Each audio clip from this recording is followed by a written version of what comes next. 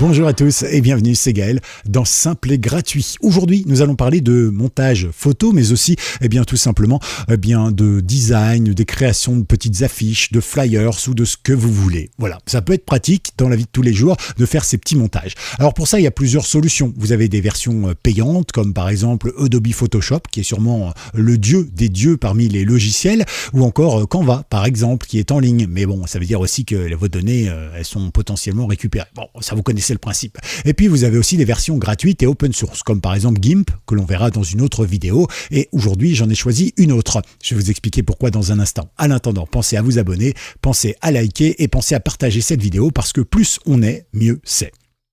Alors pourquoi est-ce que j'ai choisi un autre logiciel que GIMP pour vous parler de cela? Eh bien d'abord parce qu'il existe, c'est déjà bien. Et puis ensuite parce que je me dis que si vous n'êtes pas quelqu'un d'habitué aux techniques de mise en forme, de design, etc., eh bien vous aurez peut-être besoin de quelque chose qui fait référence à quelque chose que vous connaissez déjà.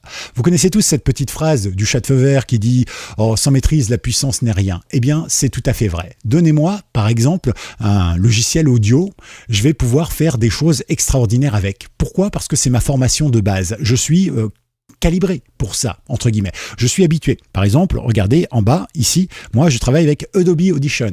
Très bien. Parfait. Mais j'ai Pro Tools également et j'en ai d'autres. Mais c'est vrai que je me sers essentiellement de celui-là. Alors pourquoi? Ce n'est pas parce qu'il est meilleur que les autres ou moins bon que les autres. C'est simplement parce que les gens qui ont conçu ce logiciel, ils pensent visiblement à peu près comme moi. Donc ils ont mis la fonction là où moi je l'aurais mise. Ce qui fait que quand je me sers du logiciel, naturellement, eh bien, je me dis tiens, je sais pas où est cette fonction. J'aurais fait ça moi. Hop, c'est ce qu'ils ont fait. Et quand je fais la même chose par exemple sur Pro Tools ou autre, mais que je maîtrise aussi très bien, eh bien c'est pas toujours le cas. Ils mettent pas la fonction là où je l'aurais mise. Donc il faut être en phase avec le logiciel qu'on va utiliser. Et c'est pour ça d'ailleurs que je vais vous en présenter deux. Alors aujourd'hui, je vais vous présenter Paint.net et bientôt, je vous présenterai GIMP évidemment.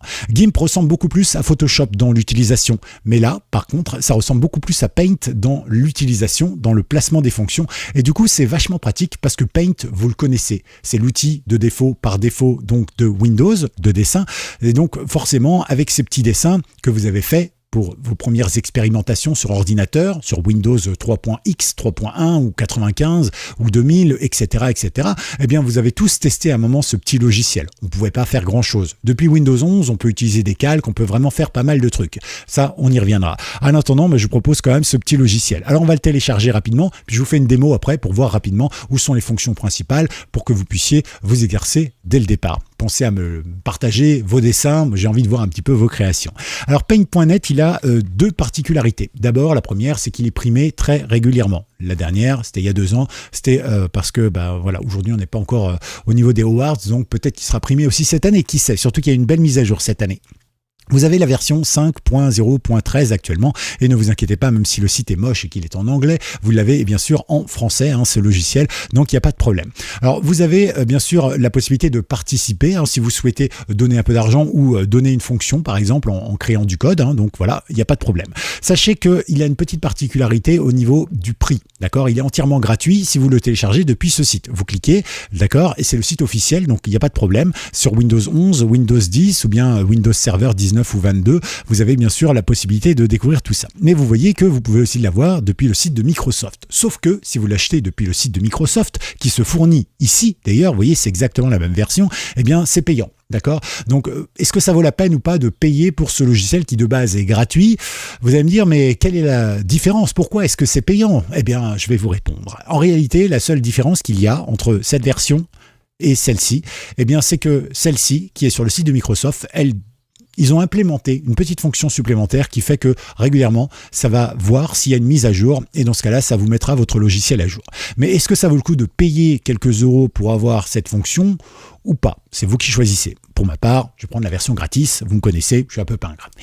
En tout cas, quoi qu'il arrive, on clique dessus ici. Il nous dit bien évidemment qu'il faut cliquer sur le lien à droite. On clique dessus et là, on va pouvoir le télécharger. Il est là chez moi, donc pas besoin de le refaire.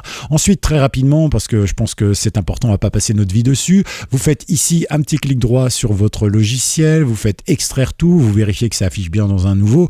Ici, vous faites suivant. Ça l'affiche. Ici, soit vous double-cliquez dessus pour l'ouvrir, moi je vous conseille de faire un clic droit et de l'ouvrir en tant qu'administrateur. Là, vous faites oui et puis ensuite, vous n'avez plus qu'à l'installer. Donc continue, il n'y a pas de problème, ça va l'installer. Moi, il est déjà installé, je vais donc pas m'embêter avec ce genre de choses. Magnifique, on a bien avancé, il est installé, ça prend quelques instants, pas plus. Le logo est ici, l'icône, donc on clique dessus et là on se retrouve sur une interface tout à fait classique qui ressemble vraiment, on va dire à GIMP, mais aussi à Adobe Photoshop. En principe, ici on a une palette d'outils qui va nous permettre de faire des formes ou bien de mettre des couleurs ou bien ici de dessiner avec un pinceau ou plutôt un type crayon, de faire des tampons, de mettre du texte, etc. etc. D'accord ? Ici, on a des couleurs qu'on va pouvoir modifier, donc c'est plutôt sympa. Ici, on a des calques. Alors un calque, qu'est-ce que c'est ? Eh bien, imaginez-vous cette feuille, d'accord ? On va prendre une feuille toute simple où on va prendre ma tête. Voilà, je pense que c'est un bon exemple, d'accord ? Calque 0, c'est ma tête. Calque 1, hop, c'est la main. Ok ?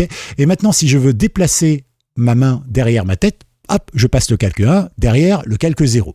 Ça pose aucun problème et c'est plutôt pratique. Pourquoi ? Parce que en fait, ça permet tout simplement de pouvoir gérer son image comme on veut.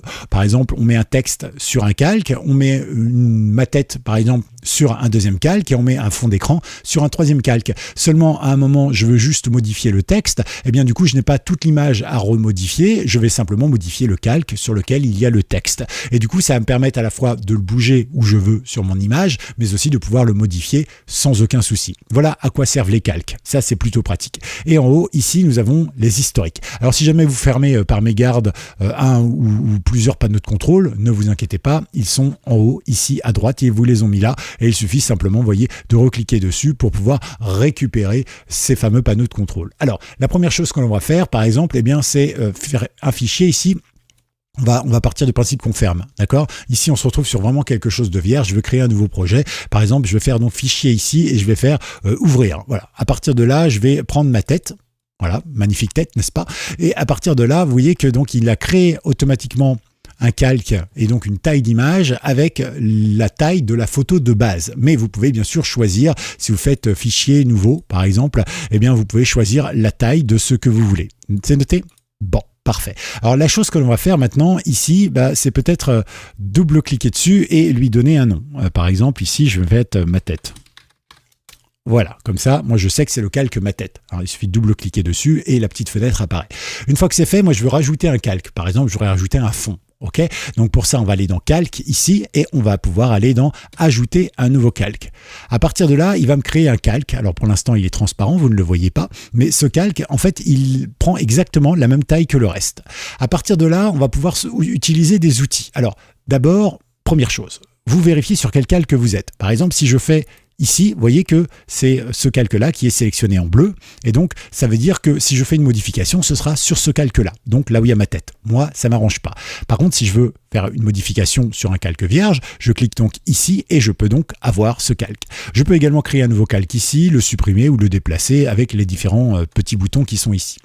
Parfait. Alors, admettons maintenant que je veuille mettre un fond d'écran. Donc, je veux le mettre, par exemple, fuchsia. Donc, je suis bien ici sur mon calque 2. D'accord, qu'on va appeler fond, entrée. Et à partir de là, je vais cliquer ici sur le petit, comment on appelle ça, le petit seau de couleur, hein, le pot de peinture, voilà.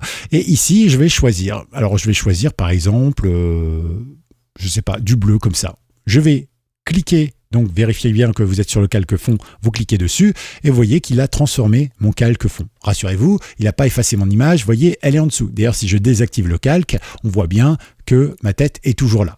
Parfait. Maintenant, admettons que je veuille changer la couleur, c'est tout à fait possible. Je fais ça et je clique ici. Vous voyez, je peux même, puisque c'est sélectionné maintenant, eh bien, changer hop, la couleur et me mettre, par exemple, ici, sur cette couleur-là.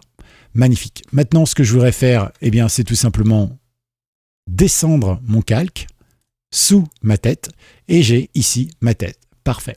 Ce qui serait bien, c'est de pouvoir ajouter un calque et de mettre un texte. Donc ici, on va aller utiliser cette autre technique. Ici, je vais passer au-dessus et je vais l'appeler texte, par exemple. Magnifique. Ce texte, eh bien, nous allons pouvoir le créer ensemble. Pour ça, on va utiliser l'outil de texte. Ici. Et je ne vous l'ai pas montré ici, mais ce sera pareil pour tous les outils en réalité. Si vous voulez choisir quelque chose, eh bien vous pouvez le choisir ici. Ici, vous avez l'outil qui est sélectionné par défaut. OK ? Donc ça change en fonction de là où je clique. Ici, vous avez pour chaque outil la possibilité de le paramétrer. Par exemple, si j'utilise le pinceau, eh bien, je vais pouvoir utiliser la taille du pinceau. Par défaut, il est à 2. Par exemple, si je me mets donc sur pinceau et que je fais 2, ah ben, on ne voit pas grand-chose parce que je suis sur la même couleur. Zut, hop, voilà. Ça, c'est un pinceau de 2, ok, que j'ai bien sur mon calque texte. Ça pose aucun problème. Magnifique. Ensuite, eh bien, nous avons la possibilité de gérer tout simplement la dureté ou bien les espacements. Donc ça, c'est plutôt pratique parce que c'est exactement comme sur Paint. Quand vous sélectionnez un outil qui en général se situe par là, eh bien, vous avez après la possibilité de choisir les couleurs ou bien la taille, etc. Eh bien là, c'est pour ça que je vous présente ce logiciel avant de vous présenter GIMP, parce que celui-ci vous permet tout simplement d'avoir les outils de travail qui sont exactement au même endroit que sur Paint, en fait, et ça vous permet vraiment d'avoir quelque chose de ça. Donc passons au texte dès maintenant. Donc là, par exemple, je vais choisir cette couleur-là qui me paraît pas trop mal. Ici, on va choisir nos polices d'écriture. Alors, vous pouvez en ajouter autant que vous le souhaitez. Pour ajouter une police d'écriture, il suffit de l'inclure sur Windows et de redémarrer le logiciel et elle va s'inclure automatiquement. Donc là, par exemple, moi, je vais choisir, je ne sais pas trop ce que j'ai comme police d'écriture, celle-ci, par exemple, qui pourrait être sympa.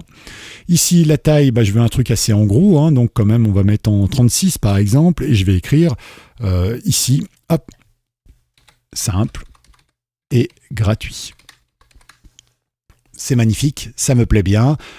Si ça me plaît pas, je peux bien sûr effacer. Hein. Vous voyez, j'ai toujours mon curseur. Ici, j'ai une petite main qui me permet de le déplacer. Alors, attention parce que je suis sur mon calque ici. Okay, je ne suis absolument pas sur ma tête ou quoi que ce soit. Donc, je peux très bien le laisser là ou bien le mettre au milieu, par exemple. Ou carrément me bander les yeux. Hein. C'est pas grave, je pourrais le déplacer autrement. Une fois que c'est fait, eh bien, vous pouvez revenir sur l'outil de sélection, par exemple celui-ci. Voilà.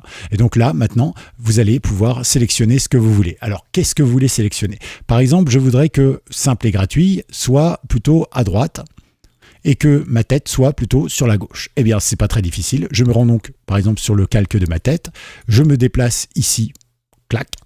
Je prends maintenant simple et gratuit, le texte, et je le mets, par exemple, ici. Voilà. Et ce qui est génial, c'est que si demain, je veux changer mon texte, eh bien, ou je peux simplement faire ça et créer un nouveau texte, par exemple comme ça, et je reviens là, hop, avec une nouvelle couleur.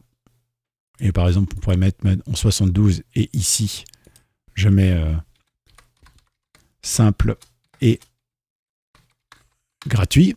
Voilà. On peut très bien faire ça, par exemple. Hop, OK. Et donc, dans ce cas-là, pareil, moi, je veux le déplacer comme ça. Et donc, en 2 secondes, j'ai changé mon image. Ça pose aucun problème. Et chaque calque est différent. Demain, je veux changer ma tête parce qu'elle a changé. Ma tête, hein, admettons, j'ai les cheveux qui ont poussé ou n'importe quoi. Ben, je peux changer ma photo sans pour autant changer le reste du design. C'est un atout. Ça s'appelle un calque, tout simplement. Donc, vous voyez que, bon, alors là, évidemment, c'est très grossier, très moche parce que c'est un tuto. On est obligé d'aller vite. Mais dans le principe, vous voyez que très rapidement, avec ce genre de logiciel, comme les fonctions sont exactement les mêmes que sur Paint, que vous maîtrisez peut-être ou que vous avez déjà peut-être utilisé une fois, eh bien c'est parfois mieux d'utiliser un logiciel que vous avez déjà utilisé, ou en tout cas où les fonctions sont au même endroit. Vous serez beaucoup plus performant rapidement que si vous utilisez un logiciel pour la toute première fois, où vous ne savez pas où sont les fonctions, etc. etc.